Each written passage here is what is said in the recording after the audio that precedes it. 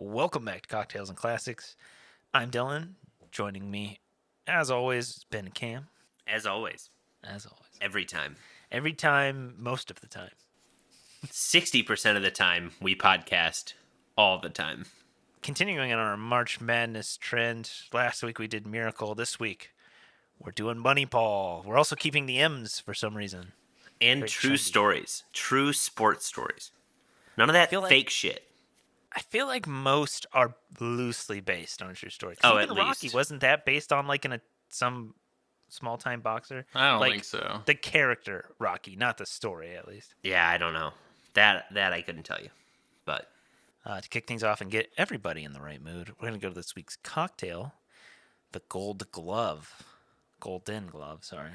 It's a half ounce of lime juice, a teaspoon of sugar, which I'm sure you could substitute with some simple syrup, a teaspoon of Cointreau, and 2 ounces of rum. it's good. Yeah, I didn't have Cointreau in the house. Thought I had triple sec. Also didn't have that, so I had to kind of meme it a little bit with some Aperol. I just cut the sugar out, so it just tastes a little bit more orangey, but it's good. I enjoy it. I would definitely. It's almost like a daiquiri, pretty much. Yeah, it's very similar. Just, I mean, it's not like typically blended like you would expect a daiquiri to be, but it's good. It's kind of fruity. It feels kind of springy / summery, which is baseball season. So I mean, it kind of feels that way. But when you're getting started. Yeah. When the Sox getting ready to take the field. Now this is a stadium. No slight to the Coliseum, but this is a stadium. Fuck that Oakland Coliseum. Dude, it's like the worst field. They don't still play at the Coliseum, do they? I don't know. I don't know if they did, or if they. I know the Raiders also played at the Coliseum. Yes. Yeah, they had the banners in the movie. I remember growing up watching like the Tigers play the A's. And you would, no, they still play at the Coliseum. I was gonna say, I think they still play there. But no football's played there, though. I don't think. No. Well, the Raiders don't exist in Yeah. Oakland anymore.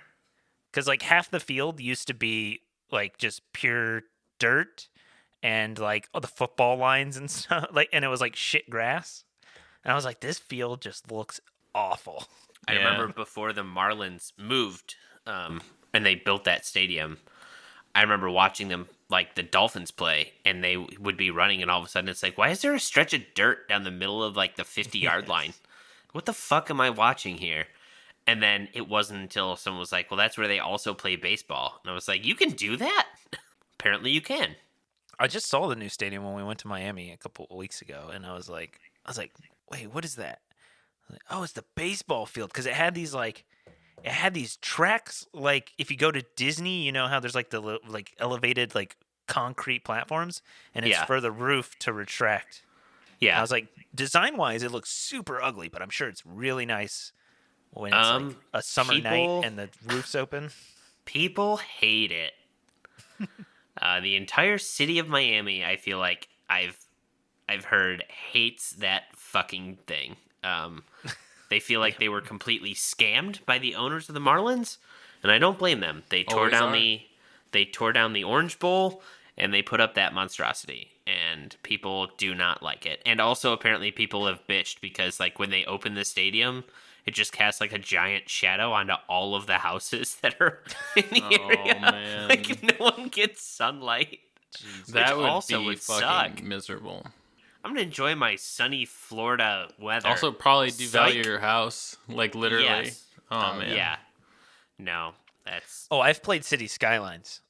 Whenever you put the stadiums up, it really devalues the properties nearby. Yeah.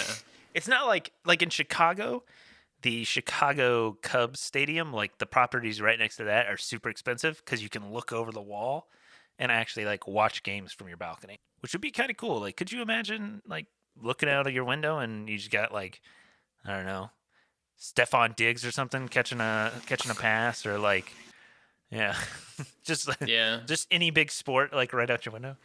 That'd be kind of neat. Somebody's told me the story of another.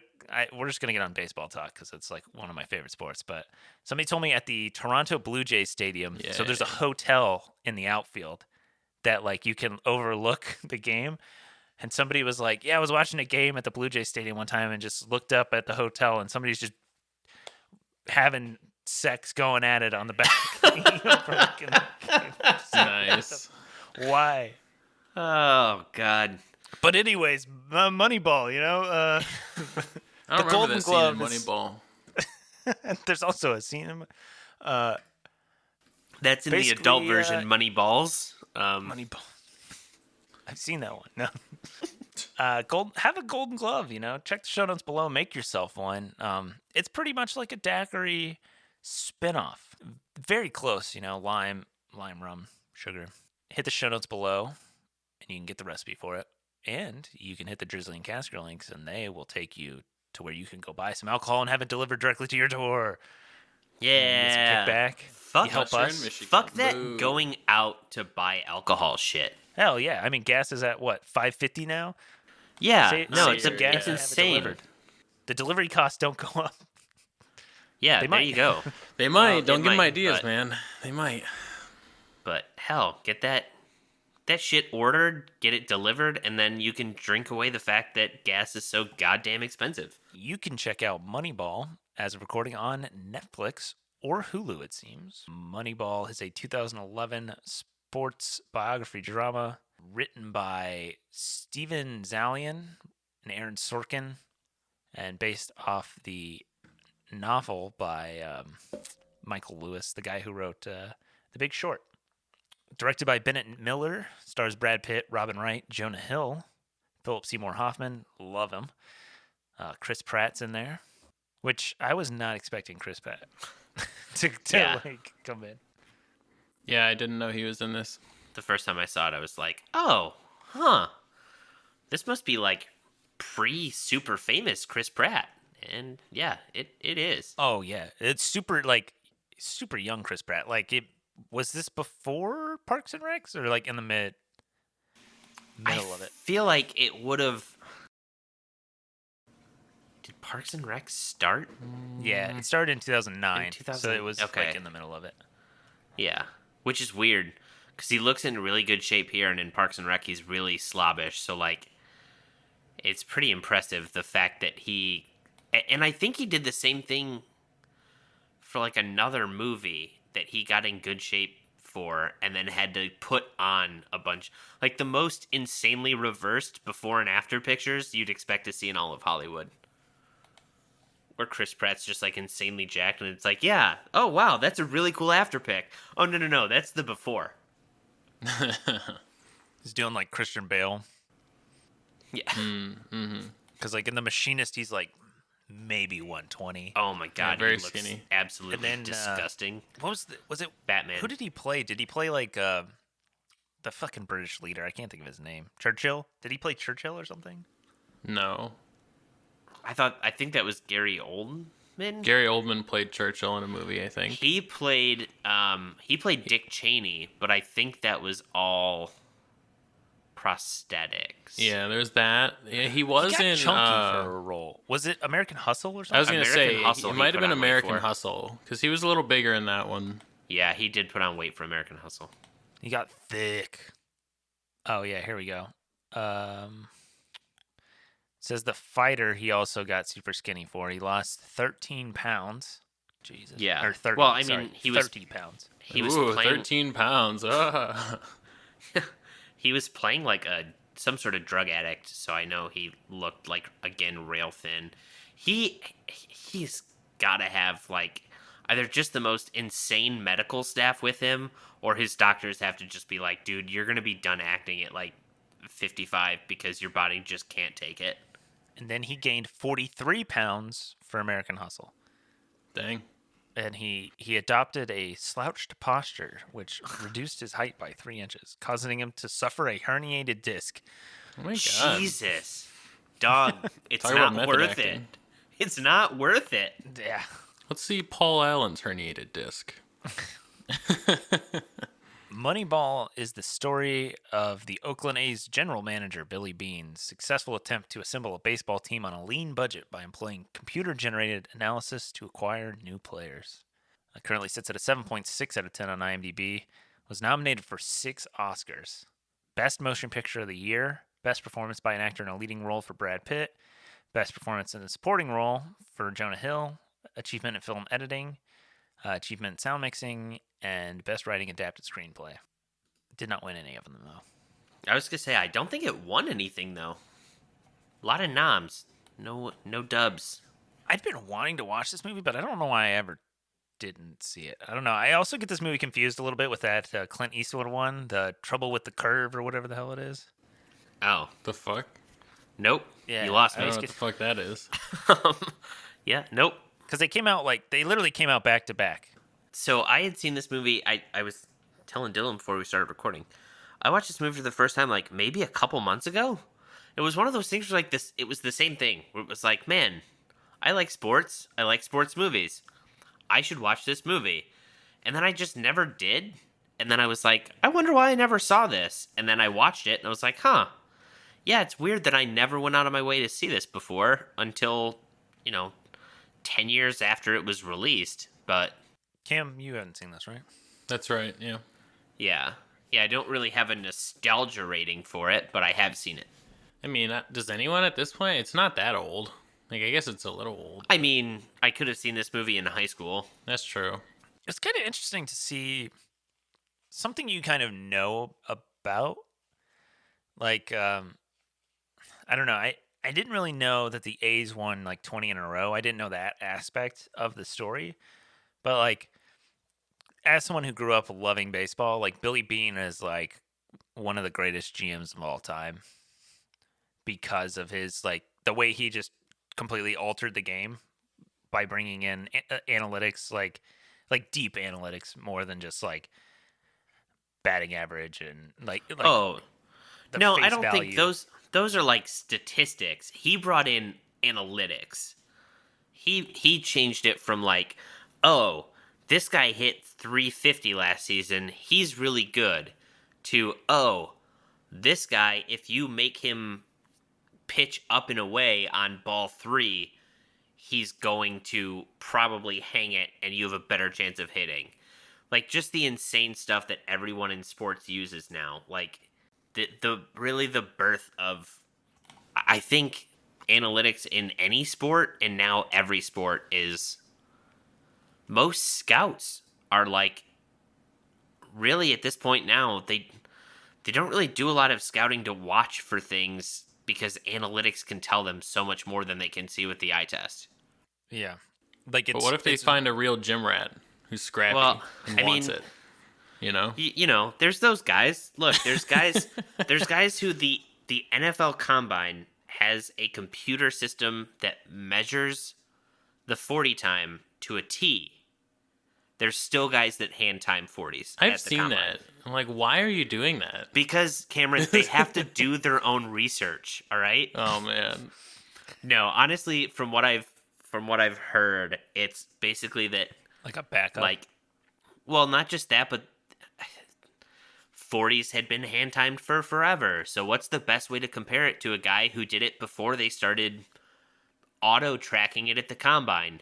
Compare it to the last hand time 40 to see, like, which is dumb because realistically the games, especially in football, I feel like has changed so much from when hell they started doing the combine testing and that in like in terms of like digitally tracking everything in like the 2000s.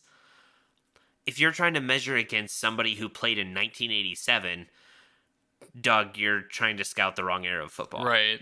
Like, Yeah. just The that's beer not the league way football. anyone does it anymore. Right. Dudes are smoking But- cigs on the sideline and going in. ripping cigs and doing construction before the game. Right. in Yeah, the it's off-season. just, it is. Like, so much now, scouts have become more so like, oh, are there any major character concerns? Cough, cough. Is it Jared? Who? Jared Giambi in the movie? Oh. like- no, it's Jason and Jeremy. Jeremy. Jeremy just passed away, actually. Rip. Oh, Yeah. well, now I committed feel bad suicide. shit. Now I feel bad It was shit talking suicide. him. Yeah. But, like, in terms of, like, scouting in that's the stuff they would be scouting for. Yeah, it's Like, like oh. it's like that, and then it's like How does this guy do off the the field? intangibles. Yes. does this guy want to bite kneecaps, or yes, is he? That's the big debate now in the NFL before the draft. Does this dude want to bite kneecaps, or Kayvon Thibodeau out of Oregon is like, oh, he's too focused on NFTs, and he has a 50-year plan for how his life is going to go. He doesn't love football enough. It's like, because the dude has his life planned out because he wants to be smart with his money. Right. Like, because he wants to become successful? Weird. Because he doesn't want to burn it all after being done. Yeah. That's so much how scouting is now. Where, like, scouting's more so being a psychiatrist or a psychologist diving into things and trying to figure out, like, are there any flags we need to worry about? Does this guy have a high enough motor? No one follows the stuff about on the field anymore because the stats and statistics all lead to analytics that'll tell you. All the gifts and talent in the world, but like it doesn't apply if you can't run the place. I mean, the mental aspect is something that you can't get from statistics. And that's, I mean, that honestly was kind of the issue with some of the picks that Billy made in the movie, you know, like Jeremy and, well, I guess Pena wasn't really like an issue because he didn't pick him, but it was like Jeremy wasn't committed, even though like the numbers were telling a different story. It was like, hey, we just got to get rid of him because he doesn't fit the mold, you know? Yeah, no, I mean, that's really, I feel like what scouting has become since really this era that Billy Beane kind of brought into sports. It is funny to hear the scouts in here talk about, like, oh, he looks like a star player. He's got a good face. His girlfriend isn't attractive. About? His girlfriend isn't attractive. He's not going to be good because he doesn't have confidence. Wow. Like, bro, what? Makes no sense. What's the shit? There used to be an old, who's the guy on Fox Sports 1? I can't think of his name. Skip Bayless?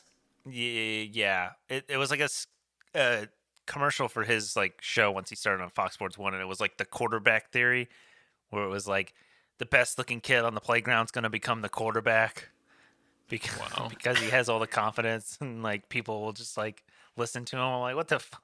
It's like so stupid. Yeah, it's I hate the whole like sports commentary genre of stuff because like they just get paid to say stupid shit all the time. Like no one's going to pay you to say LeBron James is a good basketball player, you know? Like you got to get up there and say some bullshit. It's all about clicks. It's all about clicks. The more controversial you can be, the better you're going to make it in, especially a thing like ESPN. Like, man, half the time I feel like off air they agree on like 3/4 of what's going on, but they have to be like, oh, we have to talk about this thing. Well, I'll take this stance on it, and we'll just argue about it because we have to.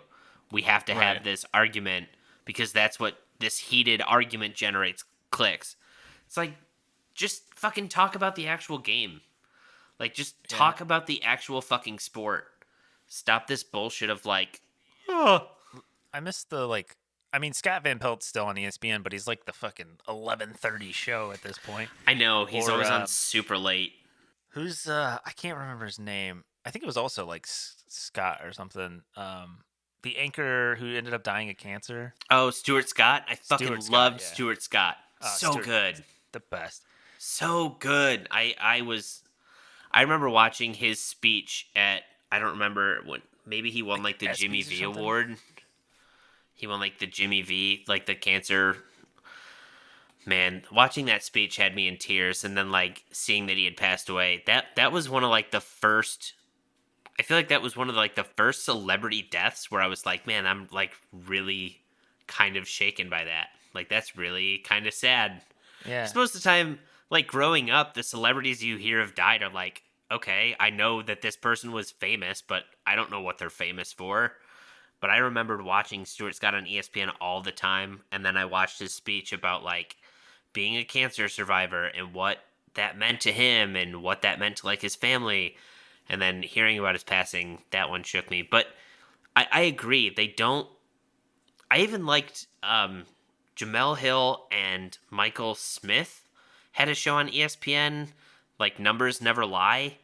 and it was never like them being argumentative. It was about them breaking down analytics and statistics about how things would work. I thought that was always a great, it was actually something that taught you about the sports, and it wasn't something where it was like, let me repeat what this person on ESPN said because they're on ESPN. No. Did you see? They don't even believe it. Dan Patrick was on the Ringer podcast not too long ago, and he was telling a story about playing Stuart Scott in a pickup game at ESPN, and he ended up in the hospital because he like body checked him into the ground, and like I believe he like fucked up his like tailbone. Oh my Bruised God. his tailbone in a pickup game because Stuart Scott was like playing so try hard. Oh, classic tryhards. I didn't realize. So I kind of knew, like they said at the beginning of the movie that it was like based on the Michael Lewis book. So like I kind of expected the like biodrama aspect of it, but I did not know that it was written by Aaron Sorkin because damn, Aaron Sorkin is such a good writer. All of like his dialogue is always so on point. Yeah, I mean, that's one thing you definitely notice about this movie is every dialogue, every scene is just very well written. Like, the dialogue is just very well written and well acted, honestly, from everybody involved. Is this the first Sorkin movie we've done or anything? I think it is. I believe so. I mean, speaking of, like, well acted, I think Chris Pratt does a good job in this movie. He does. And Jonah Hill does so good. I was going to say, this movie really kind of changed everyone's perspective about who Jonah Hill could be as an actor. Oh, yeah. Because I feel like before this, he was mostly like all comedy, all like he played the nerdy teenage friend. And then this movie came out and it was like, oh shit, Jonah Hill can actually act. Like this is kind of impressive. I feel like I could have done without the like daughter aspect. I mean, I feel like that's just there to kind of like humanize the Billy Beane character. Yeah, I feel like it's there to make Billy seem like less of an asshole, but I don't think it's needed. No. I don't think... I mean, even the, introducing kind of like his ex-wife in that was like... for the Robin payoff... Wright in the movie for 2 scenes? Yeah, and for the payoff where she calls him on the phone to tell him she's proud of him? We're proud of you. Okay. Yeah, it did seem wholly unnecessary. Like, there was no great reason for them to be in there. No. One thing I really...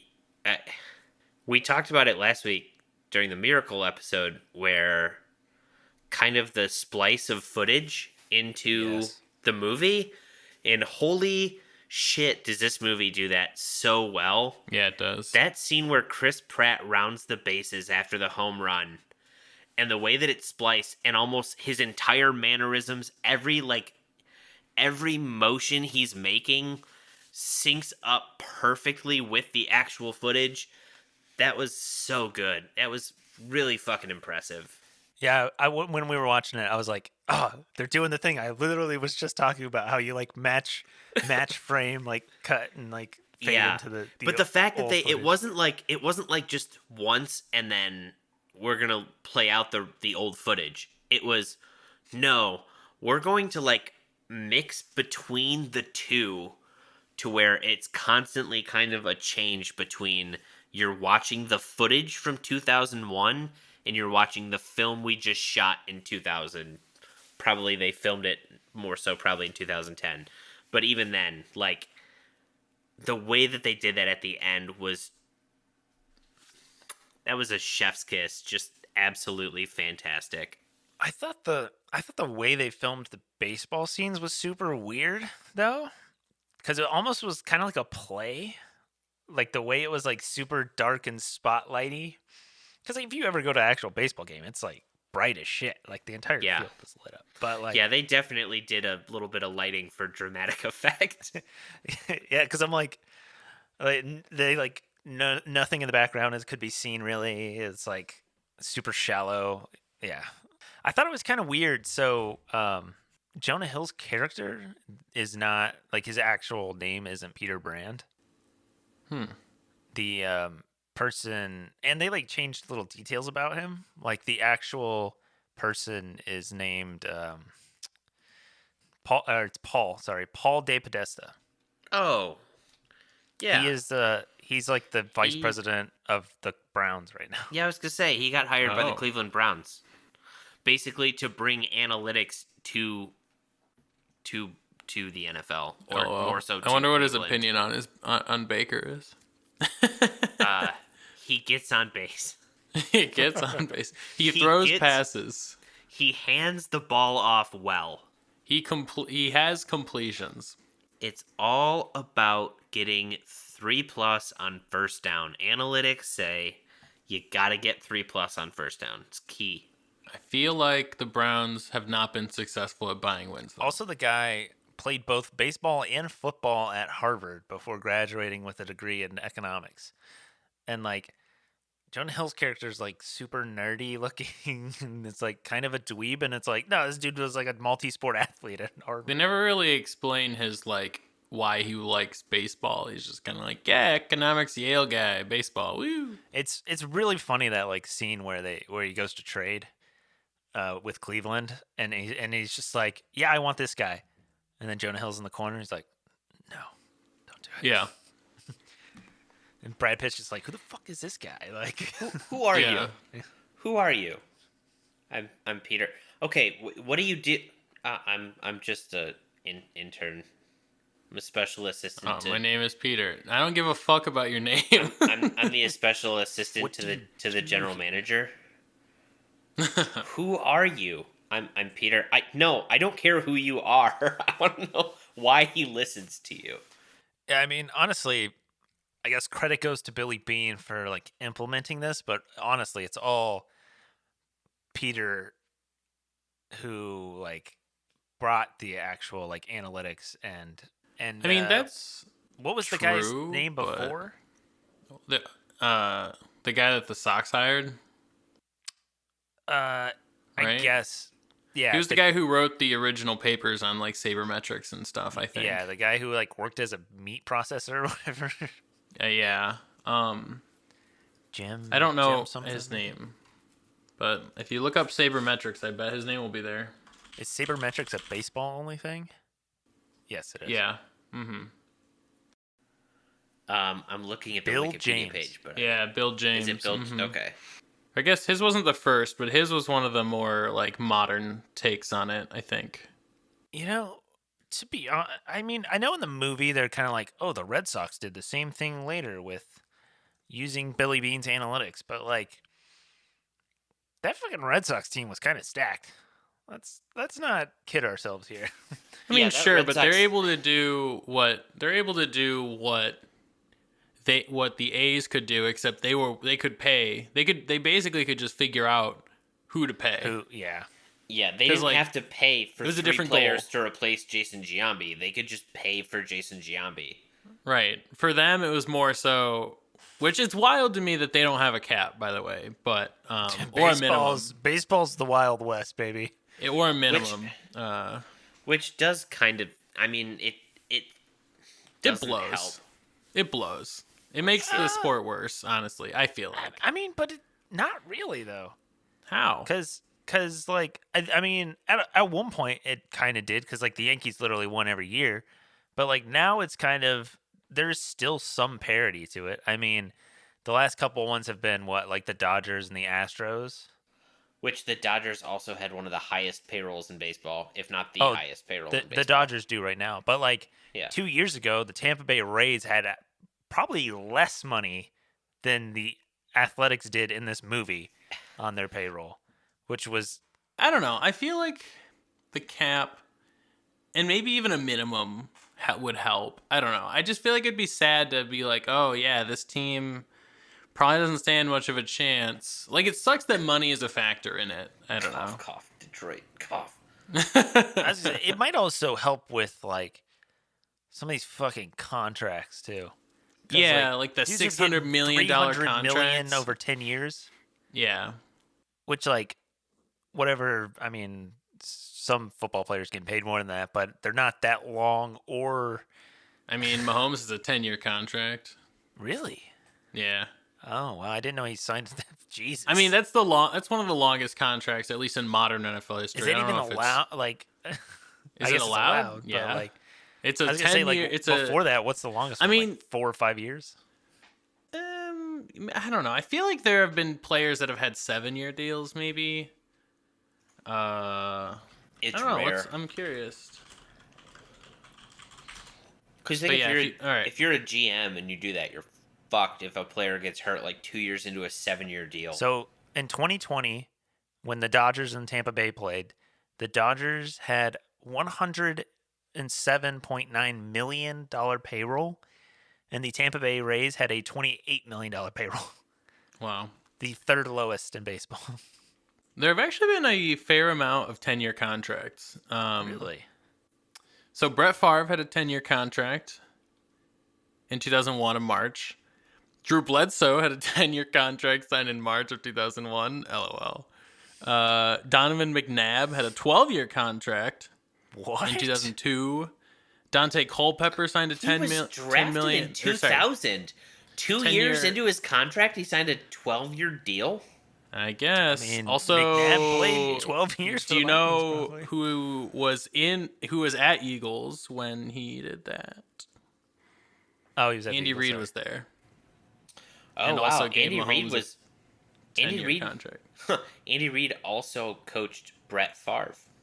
It's funny. Culpepper had a 10-year contract. Vic had a 10-year contract. But I mean, obviously, this is one of the biggest ones.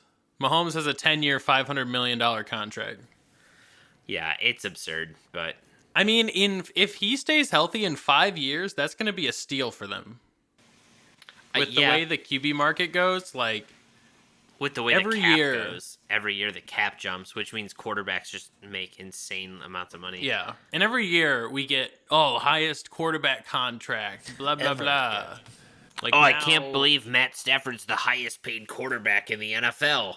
2 weeks later, Matt Stafford is the sixth highest paid quarterback in the NFL. Right. Yeah, it's so no silly because shit. it's literally just a metric of whoever was just signed recently. It's who signed first. Yeah. Because Like, everyone's taking that contract. I'm sorry, every quarterback's agent is taking that contract to the team and being like, well, Matt Stafford's getting this. What are you going to give me? Right. Exactly. There is a luxury tax in baseball. So if you go over, like, you have to pay the penalty. So since it has been implemented in 2003, the Yankees have paid $319.6 million in luxury tax. And that was from 2003 to 2017. The Dodgers from 13 to 17 paid $149.7 million. Third place is the Red Sox with $25.1 million from 04 to 07, 10 to 11, 15 to 16. So like when they actually won. Fourth place is the Tigers with $9 million in luxury tax. God. Compared to 300 million. 319. So 310 million more than fourth place. Yeah. Good God. If you knock 300 million off the first place, it's still less than that. So the bottom of this list, there's not even 10 teams that have hit the threshold. There is Wow. 1, 2, 3, 4, 5, 6, 7, 8. So there's only been 8 teams to hit that threshold since 2003. That's insane. If I'm being honest, though, I think Beane should have taken the deal with the Red Sox. On a personal level, yes, he definitely should have. Like, I mean, maybe it was partly like his family is close to there, and he also kind of think- feels like he owes the A's organization. I also think it's kind of a point of, and It's I probably a don't point know. of personal pride. I think so. I think also like kind of a hubris of like, no, I'm going to be able to do it, and I'm going to do it with a lower budget than anyone else can do it with. It's like Still hasn't, though. No, he hasn't. He still has never won. Still plays Moneyball though. He's made to the playoffs a shit ton of times though, but just never won. Well, yeah. I mean, he does have a good process of like you bring guys in for cheap, and then when they're about to go for big money, you trade them for a lot, and then you use those assets to keep winning. I was kind of surprised. I didn't know Philip Seymour Hoffman was in this movie, and it kind of blew my mind because I love Philip Seymour Hoffman. It was one of those things where, like, I looked away for a second and I heard a voice and I'm like, who is that? And then I looked and I'm like, I recognize that guy. Oh shit, it's Philip Seymour Hoffman. And All I feel right. like the character that he plays is like perfect for him. In the movie, as like the like kind of curmudgeonly, grumpy, like begrudging like manager who's like, you're not fielding me like a fucking team, dude. Like, so I'm gonna play who I want to play, who's actually decent at the game. On It's paper. so funny. Billy, do you like me? It doesn't fucking look like it. It's so funny, like, just the... I'm so sorry, Billy. I'm so sorry. I'm sorry. Oh, I'm man. sorry. I know you hate me, but I'm sorry. Sorry. I just had to get that Philip Seymour Hoffman bit in there. No, it's funny that he was like, I'm not playing what's-his-face at first base. I'm playing Pena. And then the GM was like, I'm trading Pena. So now you literally have no choice but to play my guy. You're playing Hatterberg at first tonight. No, I'm going to play Pena. No, you're not. Yes, I'm going to play Pena. Well, I just traded Pena. What the fuck? Also, Giambi, yeah, I traded him too. Like, what the shit? Like, Yeah, if it didn't work out for them and they didn't have that, like, you know, huge winning streak or whatever, like, he would have gone down as such an awful GM. Like, the only reason he's not viewed as a nightmare is because it worked. Yeah. but Like- just also, like, I just love the fact, dude, that he has, in the movie, Peter. He has Peter tell Carlos Pena and be like, hey, can you come here? Okay, look, you've been traded to Detroit. Here's this information, yada, yada, yada. Okay, he gets up and walks away. And Billy Beane's like, yeah, don't worry. I'll talk to Jeremy. They're in the middle of talking with the manager, like, Jeremy, get in here. Hey, you've been traded to Philadelphia. Here's the GM's number. And then just sends him out. Like, like what the fuck? What an That's what he was saying asshole. before, though. He was like, you just got to be very brief and Well, that's yeah, it. but like, talk to him. He made it seem like he was going to go talk to him, and instead he calls him into the other guy's office, tells him he's been traded, and then just sends him away. Like, not even a conversation, nothing. Just like, hey, Jeremy, can you get in here? Yeah, you've been traded to Philadelphia. Here's the GM's number. Like, God, I was expecting one of them to just freak out. Yeah. I mean, I thought Pena was going to, because he was kind of like, he's like, is that all? Like, Well, "Yeah, then that's he gets out and he walks out of the room, and then it kind of hangs on Jonah Hill in the empty, like, just sitting there in the office, and you're like, oh shit, something's about to happen. And then he just casually gets up, and you're like, oh, nope, I've been had. Nothing exciting's gonna happen here. I mean, I feel like we talked a lot about sports. I feel like that's going to be this month in general. It's just going to be Yeah. a lot of sports discussion and then a little movie discussion. But I mean, how fitting, though, that the sports discussion, we literally record this movie on the day that the Baseball. lockout ends. Yeah, that's Finally true. ended their Like, lockout. that's pretty fucking cool. Couldn't have timed that shit better. I hadn't seen this. Cam had not seen this. That's right. Ben had just watched it not too long ago. So you're going to get two fresh immediate ratings and one where Ben's got to like beef stewed it a little bit. Beef stew. He just- Super stew. It's like a chili, really. A chili's really just a fancy stew, though. I would agree with you. Yeah. Hard to argue that. So, I actually hate baseball. I think it's awful and the most boring sport ever, honestly. I don't know how anyone watches it. However, this movie was really good. The acting was fantastic. The dialogue was really good. I do like math, though, so the analytics part was also kind of cool. Yeah, it was really good. It did not, it felt, other than like the family stuff that was in there that didn't really need to be, the entire movie was just entertaining, I thought, from start to finish. Brad Pitt, as always, was very good as the lead in this. So I'm going to give it an 8 out of 10. Hates baseball, loves math, 8 out of 10. It was mostly not Just actually the way that you about- said it. I hate baseball. I do like math, though. It's like, okay. Okay, that's All not right. the reason, but I'm just saying, like, I don't come into this movie being No, like, but oh, just- yes, a baseball movie. But just the way you said it was fantastic. I don't like baseball. I do like math. Like, all right. I do like baseball. And I also thought the movie was good. I feel like the movie, like, yes, it's about baseball, but it wasn't as much about, like, the actual sport of, like, playing it as much. It was more about the behind the scenes, the sabermetrics, analytics aspect, and kind of going against the grain and doing something different and pissing off people along the way. Very much so, kind of in the same vein as like The Big Short, based off of like the Michael Lewis and all that. I liked it. I think everybody did a really good job, and like we kind of talked about, like the family aspect. It's nice to kind of like humanize Billy Beane, because I feel like most of the movie is just him being like the manager and the work focused man, but it kind of humanizes, but it could just be removed, and we would not miss any of it from the movie. Shot really well. Love the aspects of how they weaved the historical and the filmed aspects. Yeah, it's solid. I'm gonna actually give it an 8.5 out of 10. I think this is a sports movie that doesn't have the heart of a sports movie. Yeah. Like, most sports movies are like this feel-good story, and you feel that like sense of like accomplishment, and even though all you did was sit there and watch it, you feel like you did something and you achieved and you won.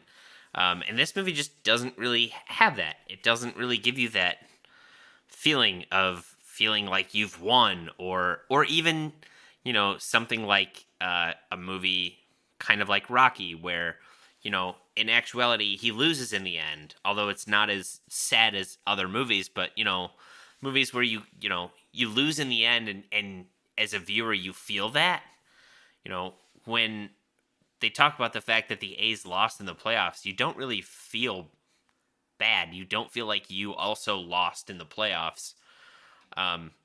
With that being said, it's still a fantastic movie.